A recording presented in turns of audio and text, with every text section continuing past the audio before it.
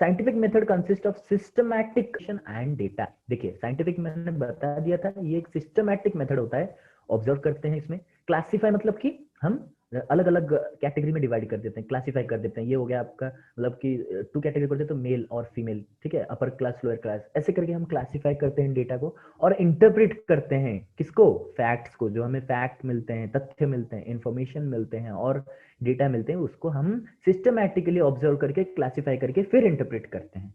It is a method which includes observation. इसमें observation होता है, एक्सपेरिमेंटेशन होता है और लॉजिकल आर्ग्यूमेंट होता है। देखिए ऑब्जर्वेशन तो आपको पता है, कोई भी चीज आप देखते हो, ऑब्जर्व करते हो, बहुत टाइम ले करके ऑब्जर्व करके आप देखते हो इसका क्या मतलब कैसे ये चल रहा है, ठीक है। एक्सपेरिमेंट करते हो, कॉज एंड इफेक्ट रिलेशनशिप आप ढूंढते हो, इसमें कौन सा मतलब ये एक्चुअली इसमें कुछ impact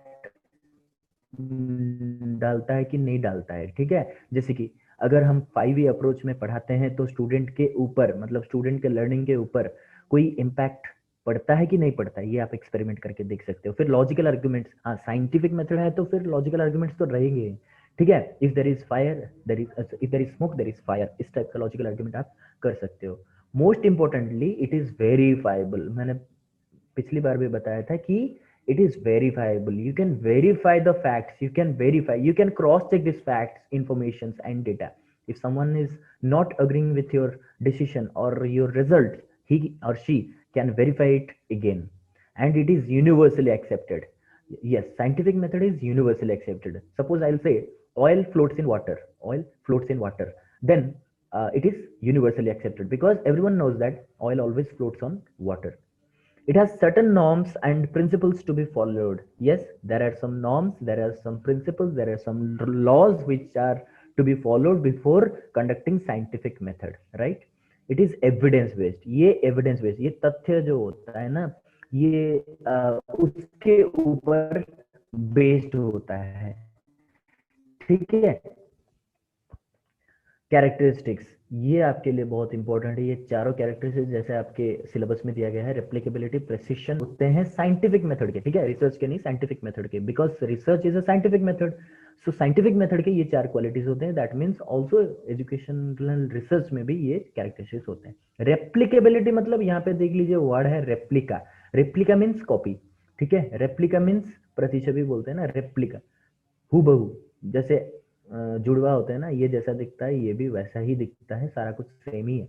it means when the same process is repeated by any other person at any other time, he और she gets the same result. अगर कोई भी सेम प्रोसेस को रिपीट करता है तो सेम रिजल्ट ही मिलेगा। This is quite similar to validity. आपको ये याद रखना है, रेप्लिकेबिलिटी मतलब वैलिडिटी, मतलब समझा जाता है, पूरा का पूरा वैलिडिटी नहीं है लेकिन समझा जा सकता है वैलिडिटी के हिसाब से। क्योंकि वैलिडिटी क्या बोलता है, it measures what it intends to measure. इसका मतलब अगर एक टेस्ट को मेजर किया गया है, टेस्ट को मतलब डेवलप किया गया है to measure the achievement of students, achievement of students, तो ये अचीवमेंट अगर मेजर कर सकता है तो it is valid. That means ये जो बोला है सेम प्रोसेस, मतलब वही टेस्ट को आप अगर कंडक्ट करवाते हो और वही अचीवमेंट आपको मिलता है तो फिर आप उसको वैलिड भी बोल सकते हो। इसको हम रिसर्च में बोलते हैं, साइंटिफिक मेथड में बोलते हैं रेप्लिकेबिलिटी, ठीक है। फिर आता है प्रेसिशन। ये हो गया आपका वैलिडिटी और ये हो गया आपका reliability. It refers to reliability. Reliability, what is reliability? Reliability is the consistency. Reliability आप बोल सकते हो कंसिस्टेंसी। कंसिस्टेंसी मतलब बार बार पूछो, आप हर बार बोलोगे यस मेरा नाम यही। अगर आप राम को पूछोगे आपका नाम क्या है को, तो आप 5 बार पूछोगे तो वो क्या सीता बता देगी? नहीं बताएगी ना, वो बोलेगा कि मैं राम ही हूँ। तो कंसिस्टेंसी जो होता है, इससे हम रिलायबिलिटी बोलते हैं। इसका मतलब होता है कि ये आप जितनी बार रिपीट करोगे वो सेम ही रिजल्ट आपको देगा। यहाँ पे देखिए, यहाँ पे क्या बोलता है, कोई भी इसको करे, किसी भी टाइम में करे तो ये सेम रिजल्ट देता है। ये बोला कि सिमिलर काइंड ऑफ रिजल्ट आपको मिलेगा अगर सिमिलर मेथड आप फॉलो करोगे, ठीक है। तो रिलायबिलिटी आपको अच्छे से पता है। फिर आता है फॉल्सिफाइबिलिटी। ये बहुत ईजी है। देखिए फॉल्स मतलब फॉल्सिफाइबिलिटी, इसका मतलब गलत, ठीक है। तो अगर आपको पता है कि कोई भी साइंटिफिक चीज जो है ना वो फाइनल प्रोडक्ट नहीं होता, ये आपको याद रखना है। कोई भी साइंटिफिक मेथड फाइनल नहीं होता है, क्योंकि देखिए न्यूटन ने जो है अपना थ्योरी दे दिया, गैलीलियो ने अपना थ्योरी दे दिया, आर्किमिडीज ने दिया, ऐसे कि थॉर्नडाइक ने दिया, पैवलोव ने दिया, क्या ये फाइनल है? नहीं, इसके बाद बहुत लोग इसके ऊपर रिसर्च करते हैं और उसको मॉडिफाई करते हैं, ठीक है। कभी कभार तो खुद ही मॉडिफाई कर लेते हैं, ठीक है। तो ये फॉल्सिफाइबिलिटी का मतलब यही होता है कि कोई भी ऐसा मेथड अगर साइंटिफिक हम झूठ साबित नहीं कर सकते हैं तो ये एक एजुकेशनल रिसर्च आप नहीं बोल सकते, या फिर साइंटिफिक मेथड भी नहीं बोल सकते हो, राइट। फॉल्सिफाइबिलिटी मतलब this is there is a possibility of the theory to be proven false. यहाँ पे हम थ्योरी को फॉल्स भी प्रूव कर सकते हैं क्योंकि इट इज वेरीफाइबल। हम वेरीफाई करके इसको फॉल्स भी कर सकते हैं at any point of time. It means it can be retested, हम रीटेस्ट कर सकते हैं और हमें इसे रॉन्ग भी प्रूव कर सकते हैं।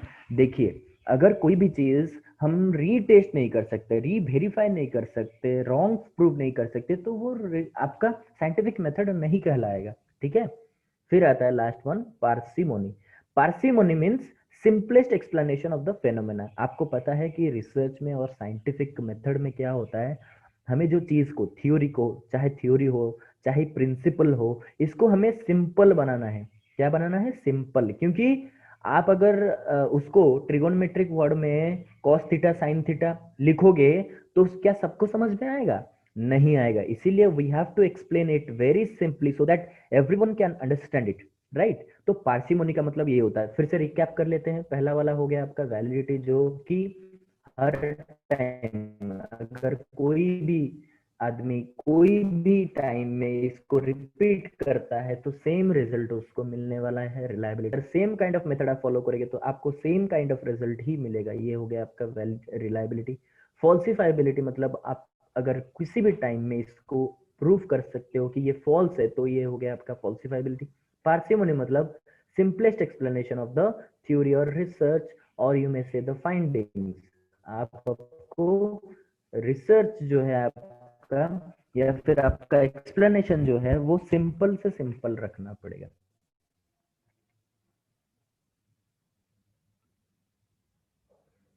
My voice is not audible clearly. Is it audible now, everyone? Am I audible now? Yes, sir. Yes, sir. Okay. Itisri, is it audible now? Yes, sir. Now it is audible. Okay, fine. You have understood the points, 4 points: replicability, precision, falsifiability, and parsimony. Yes, sir. Okay, fine then. We are moving on. Types of scientific method. Now see, there are three types of scientific method which are prescribed in your syllabus. Okay, so we will discuss very briefly about it and to the point, right? First is your exploratory method. Now see, I will explain it through the word only. Now see, exploratory, explore means, एक्सप्लोरमेंट्स होता है, इसका मतलब ये होता है कि किसी भी फेनोमेना के अंदर जाकर के हमें एक्सप्लोर करना है, इसके अंदर क्या क्या है, मतलब ढूंढना है, ठीक है। इसके अंदर एक्सप्लोर करना है मतलब ढूंढना है। Okay Deepika, fine. Now see, exploratory method में होता क्या है? The objective of this method is to define problems clearly and find out the details of the problem and to have a better understanding of the problem. यहाँ पे देखिए होता क्या है एक्सप्लोरेटरी मेथड में, ये स्पेशली आपका, okay Priti, sometimes voice is breaking. Let me know whether my voice is breaking at some time so that I can repeat the sentence, right? So it should not be skipped. Okay, Okay, sir. now the objective of this method is to define problems. You have to define the problem clearly, then you have to find out the details. That means the existing situation, you have to find out the existing situation. देखिए, अगर आप किसी भी problem को लेते हो, suppose आप situation लेते हो कि हमारे स्कूल में जो स्टूडेंट्स हैं वो मैथमेटिक्स में फेल करते हैं, ठीक है। वो आपका प्रॉब्लम हो गया।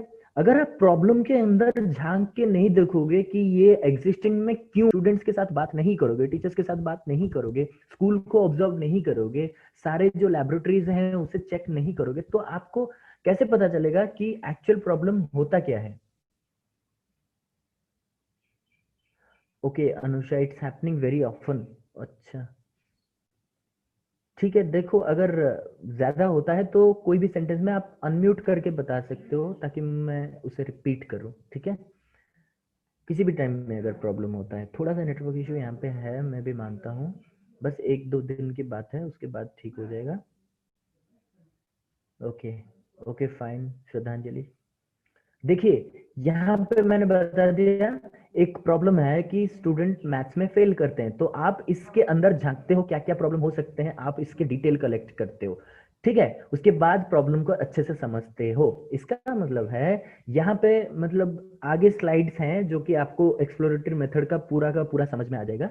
लेकिन आप ये समझिए कि ये होता है, पहले आपको डिफाइन करना है प्रॉब्लम, उसके बाद डिटेल फाइंड आउट करना है ताकि आपको प्रॉब्लम की अच्छी समझ हो जाए। It is inductive in approach. Inductive क्या होता है, अपवर्ड्स आप बोल सकते हो, नहीं स्पेसिफिक टू जनरल।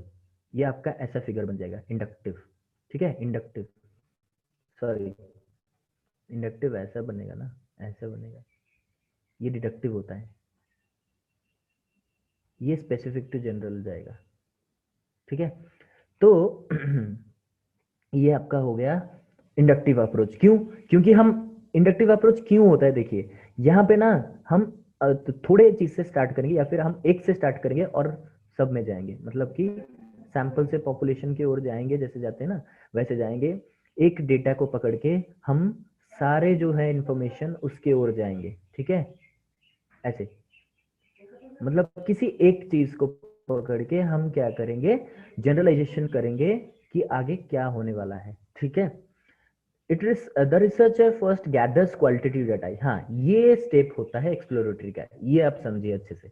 रिसर्चर्स इसमें क्या करते हैं, पहले तो वो लोग क्वालिटेटिव डेटा कलेक्ट करते हैं। क्वालिटेटिव डेटा क्या होता है, थिक डिस्क्रिप्शन होता है, thick description, explanation, voice recordings, interviews, ये जो होते हैं ना, ये आपके क्वालिटेटिव, जो मतलब क्वालिटेटिव आप समझ लीजिए, क्वालिटेटिव डाटा वो होते हैं जो न्यूमेरिकल फॉर्म में नहीं कन्वर्ट कर सकते हैं, ठीक है।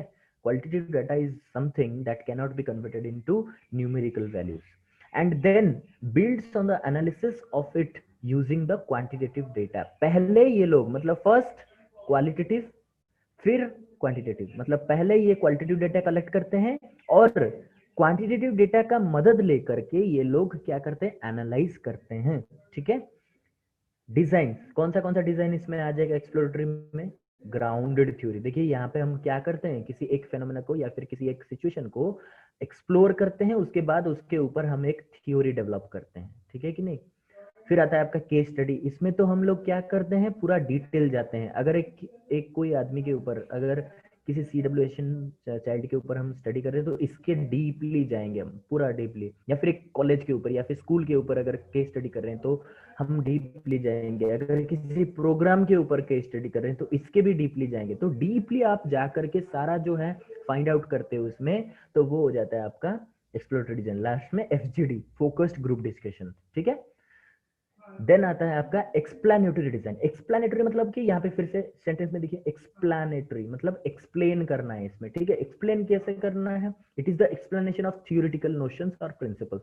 एक थ्योरी है या फिर एक प्रिंसिपल है जिसको आपको एक्सप्लेन करना है, मतलब ऑलरेडी एस्टेब्लिश्ड है, उसको आपको एक्सप्लेन करना है। और ये सिर्फ होता है ज्यादातर क्वांटिटेटिव मेथड में होता है, क्वांटिटेटिव अप्रोच में होता है। क्वांटिटेटिव वो था आपका क्वालिटेटिव, ये हो गया आपका quantitative.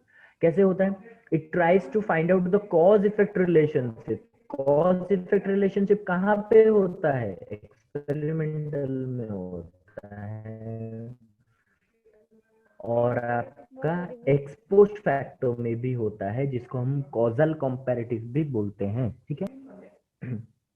Now it is okay, Okay, sir. Okay fine. First point I repeat again, it is the explanation of theoretical notion. कोई भी थियोरिटिकल प्रिंसिपल है या फिर थ्योरी है, उसको हम अगर एक्सप्लेन करते हैं तो उसे हम एक्सप्लेनेटरी मेथड बोलते हैं। Secondly, it tries to find out the cause effect relationship. Cause effect relationship कहाँ पे होता है, एक्सपेरिमेंटल मेथड में होता है और एक्स पोस्ट फैक्टो में भी होता है। एक्स पोस्ट फैक्टो, इसको हम कॉजल कंपैरेटिव मेथड भी बोलते हैं। और इन दोनों में फर्क है, वो हम नेक्स्ट क्लास में डिस्कस करेंगे। कैसे हम डिस्क्रिमिनेट करेंगे एक्सपेरिमेंटल क्या होता है और एक्सपोज फैक्टर्स क्या होता है, क्योंकि ये दोनों पूरा का पूरा सेम ही होता है, बस थोड़ा सा चेंज है, बाकी ये दोनों पूरा सेम है। यहाँ पे भी आप कॉज इफेक्ट देखते हो, इसका इम्पैक्ट उसके ऊपर क्या है देखते हो, और एक्स पोस्ट फैक्टो में भी आप देखते हो कि इसका इम्पैक्ट इसके ऊपर क्या है। ठीक है, तो ये आपका कॉज इफेक्ट रिलेशनशिप ढूंढता है। फिर it begins with quantitative data collection analysis followed by the qualitative data. वहां पे क्या था, पहले क्वालिटेटिव था उसके बाद क्वांटिटेटिव, लेकिन यहाँ पे पहले क्वांटिटेटिव देन आपका क्वालिटेटिव। ठीक है, here the hypothesis is tested, ये आपको याद रखने होंगे। एक्सप्लेनेटरी में क्या होता है, हाइपोथेसिस को हम लोग टेस्ट करते हैं। अच्छा, एक्सप्लोरेटरी डिजाइन का जो है, हाँ एक्सप्लोरेटरी मेथड का एग्जांपल फिर से। ठीक है, एक्सप्लोरेटरी का एग्जांपल ये होगा किसी एक चीज पे, जैसे कि आप बोल सकते हो कि एक स्टूडेंट जो है वो CWSN है, ठीक है, चिल्ड्रन विद स्पेशल नीड, उसको हम एक्सप्लोर करेंगे कि इनके लिए मतलब CWSN के लिए क्या क्या फैसिलिटीज हैं, उनको क्या क्या फैसिलिटी दिए गए हैं, और इनके लिए पढ़ाई के लिए क्या क्या बैरियर्स होते हैं। बैरियर मतलब कोई दिक्कत, पढ़ने में क्या इनको परेशानी हो रही है स्कूल में, ये हम क्या करेंगे, एक्सप्लोर करेंगे। ठीक है, थ्रू आप बोल सकते हो कि केस स्टडी में कर सकते हैं, उनको केस स्टडी लेकर के हम कर सकते हैं। ठीक है, वो हो गया आपका एक्सप्लोरेटरी। और एक्सप्लेनेटरी तो आपका एक्सपेरिमेंटल हो सकता है, एक्सपोस्ट फैक्टो हो सकता है, ठीक है, ये भी हो सकते हैं। यहाँ पे देखिए मैंने एग्जाम्पल भी दे रखा है, एक्सपेरिमेंटल रिसर्च हो सकता है, एक्सपोस्ट फैक्टो हो सकता है, ऐसे बहुत सारे मेथड्स हो सकते हैं। फिर आता है आपका descriptive method which is the final one. Yes got it sir, okay Deepika. Descriptive method आपको सबको पता है, यहाँ पे सिर्फ डिस्क्राइब करना है। डिस्क्राइब क्या करना है, डिस्क्राइबिंग अ सिचुएशन, बिहेवियर और फेनोमेना, कोई भी चीज का एक्सप्लेनेशन अगर आप करते हो, डिस्क्राइब आप करते हो, तो फिर इसको हम डिस्क्रिप्टिव मेथड बोल सकते हैं। Here the researcher dives into the real situation, ये आपको समझना पड़ेगा। यहाँ पे रिसर्चर ऐसे ही डिस्क्राइब नहीं करता है, ठीक है, पोएट्री और प्रोज के तरह डिस्क्राइब नहीं करता है, ये रियल सिचुएशन में जाते हैं, रियल सिचुएशन के अंदर जाते हैं, इन्वेस्टिगेट करते हैं सिचुएशन को विदाउट मैनिपुलेटिंग एनी वेरिएबल। अच्छा मुझे बताइए, मैनिपुलेटिंग ऑफ वेरिएबल कहाँ पे होता है, किस डिजाइन में होता है, किस डिजाइन में हम वेरिएबल जो होता है उसको मैनिपुलेट करते हैं, बताइए फटाफट।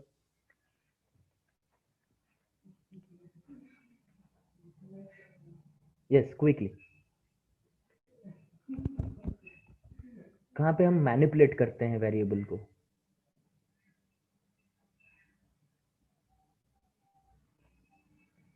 यस, नो वन,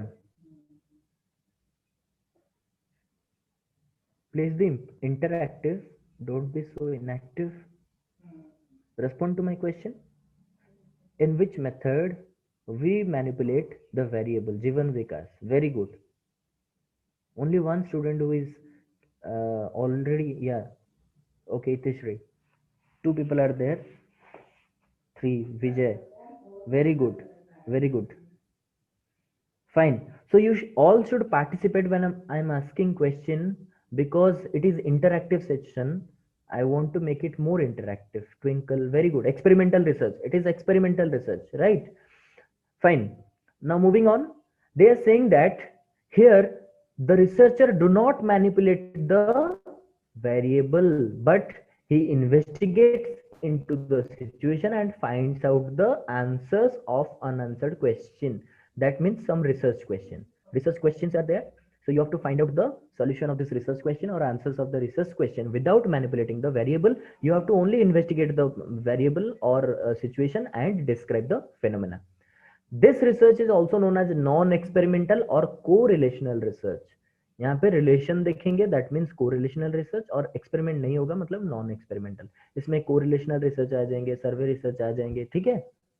नेक्स्ट, ये आपको समझना है। देखिए एक्सप्लेनेटरी डिजाइन में क्या होता है, एक्सप्लेनेटरी डिजाइन में पहले हम क्वांटिटेटिव डेटा और रिजल्ट्स को निकालते हैं। देखिए एक्सप्लेनेटरी मैंने बोला था क्वांटिटेटिव, तो क्वांटिटेटिव डेटा और रिजल्ट हम फाइंड आउट करेंगे, फॉलो अप मतलब उसके बाद हम क्वालिटेटिव डेटा एंड रिजल्ट को लेकर के इंटरप्रेट फाइनली करेंगे। ठीक है, पहले आपका क्वांटिटेटिव, फिर आपका क्वालिटेटिव, फिर लास्टली आप इंटरप्रेट करोगे। लेकिन एक्सप्लोरेटरी में क्या होगा, पहले आपका क्वालिटेटिव, फिर आप क्वांटिटेटिव डेटा को लेंगे, फिर आप इंटरप्रेट करोगे। ठीक है, ये सीक्वेंस आपको याद रखना। एक्सप्लेनेटरी, एक्सप्लान आ गया मतलब पहले एन, देखिए यहाँ पे एक एन आ रहा है ना पहले, एक्सप्लेन एन, तो यहाँ पे है एन, ऐसे आप याद रखिए, जहाँ पे एक्सप्लेन आएगा वहाँ पे क्वांटिटेटिव पहले आएगा, एक्सप्लोर आएगा तो क्वालिटेटिव पहले आएगा, ठीक है। फिर आता है आपका aims of research as a scientific method. यहाँ पे देखिए ये तो आपका दे रखा है, यहाँ पे सीधा सीधा लिख दिया है कि साइंटिफिक मेथड होने का क्या क्या एम है रिसर्च का, तो वो लिख दिया है problem solving, theory building and prediction. ये बहुत इजी है, लेकिन मैं बस एक बार आपको समझा देता हूँ क्या होता है। पहले तो रिसर्च करने का एम क्या होता है एज ए साइंटिफिक एक्टिविटी, पहला होता है कि रिसर्च हम करते हैं प्रॉब्लम सॉल्व करने के लिए। It is aiming at problem solving, answering the unanswered question and to invent new things. कभी कभी हम प्रॉब्लम को सॉल्व करते हैं, कोई अगर सवाल अगर अधूरा हो गया है तो उसको हम आंसर करते हैं और उसके बाद कुछ नया भी इन्वेंट करते हैं या फिर डिस्कवर करते हैं, कोई नया चीज हम इन्वेंट करते हैं। साइंटिफिक एक्टिविटी होने से और क्या करता है, it tries to solve the problem in a systematic manner by collecting sufficient and authentic evidence. देखिए सिस्टमैटिक मेथड तो होता ही होता है, लेकिन यहाँ पे हमें अगर कोई चीज को प्रूव करना है तो हम हमारे पास जैसे अदालत में होता है ना कि सफिशिएंट एविडेंस अगर आपको नहीं मिले तो आपका क्या हो जाएगा वहां, Audible problem.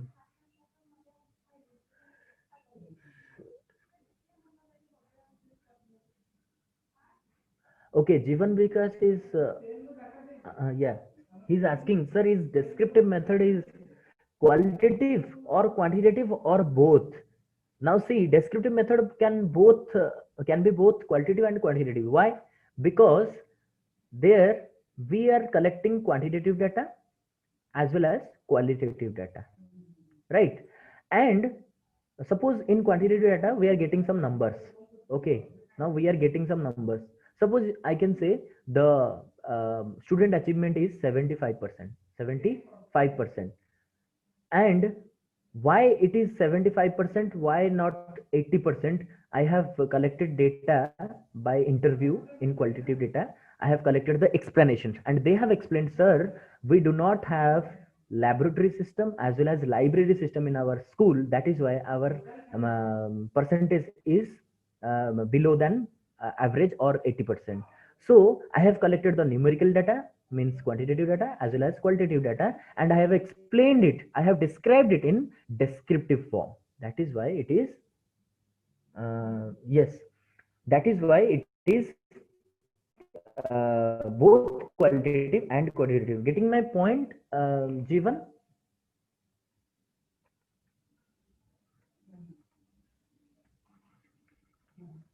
Okay, okay, Jeevan, very fine. Yes, the next point. So yeah, I was explaining this point, right? Now see, scientific activity में होता क्या है, हम प्रॉब्लम को सॉल्व करते हैं इन सिस्टमैटिक मैनर, लेकिन हमारे पास सफिशिएंट एविडेंस होना चाहिए, वो भी ऑथेंटिक। सपोज हमने एक एविडेंस कलेक्ट किया किसी थर्ड पार्टी से, मतलब not fast hand information, evidence collect किया उसको और हमने उसको प्रूव करने की कोशिश किया, लेकिन ये कभी प्रूव नहीं हो सकता क्योंकि ये ऑथेंटिक नहीं है, ओरिजिनल नहीं है, डायरेक्ट नहीं है, ठीक है। अगर किसी टाइप का ऑथेंटिक एविडेंस आपको नहीं मिलता है तो आप साइंटिफिक रिसर्च तो कर नहीं सकते, ठीक है। Problem should be defined well before conducting research, ये तो बहुत ऑब्वियस है क्योंकि आपको प्रॉब्लम को पहले डिफाइन करना पड़ेगा क्लियरली। अगर आप प्रॉब्लम को ही नहीं समझ पाए तो फिर आपका सॉल्यूशन कैसे पता चलेगा। एग्जाम्पल एक लिया है मैंने, in a classroom the teacher wants to conduct a research to find out the reason for which students fail in mathematics. यहाँ पे प्रॉब्लम सॉल्विंग मतलब क्या होता है, यहाँ पे एक टीचर है जो कि अपने क्लास में बच्चे मैथमेटिक्स में फेल करते हैं, इसका रीजन ढूंढने के लिए एक रिसर्च किया है। ये तो एक्शन रिसर्च में आ जाएगा आपका ना, तो एक्शन रिसर्च हो गया आपका, ये एक्शन रिसर्च उन्होंने कंडक्ट किया। अभी बताइए इस रिसर्च का क्या मकसद हो सकता है, क्या ऑब्जेक्टिव हो सकता है, obviously problem solving. Why the students are failing in mathematics, then he or she will apply the tactics or techniques to solve this kind of problem. Getting my point? Next point, theory building. The next aim or the immediate aim of the research or educational research is theory building. कभी कभी हम इसलिए भी करते हैं कि हमें theory develop करना है, एजुकेशनल रिसर्च हम इसलिए करते हैं कि हमें एक थ्योरी बनाना है, एक प्रिंसिपल देना है। तो by conducting research on a subject or phenomena we can develop theory with supporting evidence यहाँ पे हम कोई भी सब्जेक्ट को स्टडी करके, फेनोमेना को स्टडी करके, किसी भी सिचुएशन को स्टडी करके एक थ्योरी डेवलप कर सकते हैं अगर हमारे पास सपोर्टिंग एविडेंस है और सफिशिएंट ओरिजिनल ऑथेंटिक एविडेंस है। समझ में आ रहा है? अगर किसी भी टाइम में आपको समझ में नहीं आता है तो आप मुझे बताइए, मैं उसको रिपीट करूंगा। इन ग्राउंडेड थ्योरी, आपको पता है ग्राउंडेड थ्योरी क्या होता है? इसमें थ्योरी डेवलप करते हैं, we conduct research and inductively we develop a theory with sufficient evidence and logical data। हमारे पास लॉजिकल डेटा होता है तभी जाकर हम इंडक्टिवली जाकर के हम थ्योरी बनाते हैं, मतलब वन टू ऑल ऐसे जाते हैं। पहले एक से कलेक्ट करते हैं, छोटा सा सिचुएशन लेते हैं, उसके बाद हम एक थ्योरी डेवलप करते हैं, right. Theories provide meaning and significance to what we observe and observation helps to validate existing theory। देखिए हम थ्योरी क्यों करते हैं, हमें ये मीनिंग और सिग्निफिकेंस बताता है, मतलब इसका क्या अहमियत है ये हमें समझाता है। That we observe and observation, हम ऑब्जर्व करके ये जानते हैं कि थ्योरी क्या होता है, इसका अहमियत क्या होता है, और ये थ्योरी डेवलप होने के बाद हम और एक थ्योरी जो ऑलरेडी है उसको हम मॉडिफाई करते हैं, एग्जिस्टिंग थ्योरी को वैलिडेट करते हैं। जैसे कि मान लीजिए कि थॉर्नडाइक ने एक थ्योरी डेवलप किया है, ठीक है, trial and error. Trial and error एक थ्योरी है जिसको उन्होंने डेवलप किया है। अगर हम क्या करते हैं इसमें फिर से ऑब्जर्व करके फिर से एक थ्योरी डेवलप करने की कोशिश करते हैं, तो हमें पहले इस थ्योरी जो है, ऑलरेडी जो थ्योरी है उसको हमें ऑब्जर्व करना पड़ेगा, उसमें क्या क्या अहमियत है, इसको क्या क्या और क्या चाहिए, इसमें ज्यादा क्या कर सकते हैं, इसको देख करके हम न्यू थ्योरी डेवलप कर सकते हैं। ईच थ्योरी और प्रिंसिपल कैन बी मॉडिफाइड। देखिए कोई भी ऐसा थ्योरी नहीं है जो कि चेंज नहीं हो सकता है, मॉडिफाई नहीं हो सकता है। प्रिंसिपल भी ऐसा कोई नहीं है जो कि फिक्स्ड है। ये मैंने बोला था कि ये एक अनफिनिश्ड प्रोडक्ट है, ये कभी भी फिनिश नहीं हो सकता, एंड प्रोडक्ट नहीं होता है, इसे हर टाइम में मॉडिफाई किया जा सकता है। एज अ न्यू थ्योरी हम एक मतलब प्रिंसिपल को मॉडिफाई कर सकते हैं, एक मॉडिफाई करके एक न्यू थ्योरी डेवलप कर सकते हैं, या तो फिर कोई भी थ्योरी होता है तो उसे हम और एक मॉडिफाई कर सकते हैं। देखिए एक तो होता है मॉडिफाइड थ्योरी, थ्योरी को मॉडिफाई कर सकते हैं, और एक न्यू थ्योरी होता है। आप यहाँ पे नया थ्योरी डेवलप कर सकते हो या फिर किसी थ्योरी को मॉडिफाई कर सकते हो, लेकिन आपके पास सपोर्टेड एक्सप्लेनेशन होना चाहिए। और ये लास्ट आपका है, ये हो गया आपका प्रेडिक्शन। प्रेडिक्शन मतलब क्या होता है, फोरसी। फोरसी मतलब कि फ्यूचर, जो हम बोलते हैं ना कि भविष्य बताते हैं इसमें। रिसर्चर प्रेडिक्ट, हाँ ये ज्योतिष विद्या नहीं है, एस्ट्रोलॉजी नहीं है जिसमें हम देख करके ये बता दें कि आगे क्या होने वाला है, लेकिन यहाँ पे साइंटिफिक मेथड की बात हो रही है। इसका मतलब कि हम सब कुछ एविडेंस बेस्ड करेंगे, ठीक है, जो कि वेरीफाइबल हो सकता है। Researcher predicts about the future phenomena और generalisations from the existing data और result gain from the collected data. हमने सपोज मान लीजिए सैंपल से ये डेटा कलेक्ट किया है, तो हम क्या करेंगे, इस पॉपुलेशन के ऊपर जनरलाइज करेंगे, इसका मतलब प्रेडिक्ट करेंगे, ठीक है। इसका मतलब हम ये बोल सकते हैं, अगर हमने 10 सैंपल, सपोज 30 सैंपल से जो डेटा हमें मिला है, तो वो ये 100 सैंपल के ऊपर अप्लाई हो सकता है। मतलब इसमें जो डेटा मिला है, इसका जो रिजल्ट आया है, ये इस पे भी अप्लाई करके हम ये बोलेंगे कि इसका रिजल्ट जो है और इसका रिजल्ट भी वही आएगा, ठीक है। हालांकि इसको हमने स्टडी नहीं किया, यही तो होता है रिसर्च में, हम लोग प्रेडिक्ट करते हैं। Voice is clear, Audible? Yes, sir. Yes, sir. Okay, fine, okay. In research, sometimes predictions are used as hypothesis. Now see, we are having two kind of hypothesis, null hypothesis and alternate hypothesis mainly, but we dominantly accept this null hypothesis as research, as so as to prove the hypothesis. हम क्या करते हैं, null hypothesis लेते हैं HO, ठीक है, null hypothesis लेते हैं, वो भी प्रेडिक्शन। हम क्या प्रेडिक्ट, रिसर्च करने से पहले ही हम हाइपोथेसिस ले जाते हैं, प्रेडिक्ट करते हैं कि आगे द नल हाइपोथेसिस में हम क्या करते हैं, there is no difference between male and female as far as the teaching experience और टीचिंग कॉम्पिटेंसी इज कंसर्न। देखिए टीचिंग कॉम्पिटेंसी के ऊपर अगर हम रिसर्च कर रहे हैं तो यहाँ पे नल हाइपोथेसिस क्या हो सकता है, there is no difference between male and female so as in concern to the teaching competency, ठीक है। तो यहाँ पे क्या हो गया आपका, ये हाइपोथेसिस हो गया, नल हाइपोथेसिस, जिसको हम प्रेडिक्ट कर रहे हैं। हम क्या प्रेडिक्ट करते हैं, इन दोनों के बीच में कोई डिफरेंस नहीं है, ये हमने क्या किया, प्रेडिक्ट किया। उसके बाद हम उसको प्रूफ करने के लिए नल हाइपोथेसिस को टेस्ट करेंगे, ठीक है। फाइनली जब हमें रिजल्ट आएगा तो पता चलेगा कि ये हाइपोथेसिस एक्सेप्टेड है या रिजेक्टेड है। It is the tentative solution of a problem, ये भी आपको पता है। Sometimes inference is drawn from the sample data and can be generalise. Inference मतलब कोई भी चीज इन्फर करना कि आगे ये हो सकता है, ठीक है। सैंपल डेटा से हम इन्फर करते हैं या फिर जनरलाइज करते हैं, ठीक है। ये आपका खत्म हो गया। एनी क्वेश्चंस फ्रॉम एनीवन, अगर कुछ पूछना चाहे अभी तक के लिए? यस, अगर कोई पूछना चाहे तो पूछ सकता है। Yes, somebody want to say something? Thank you for your patient hearing.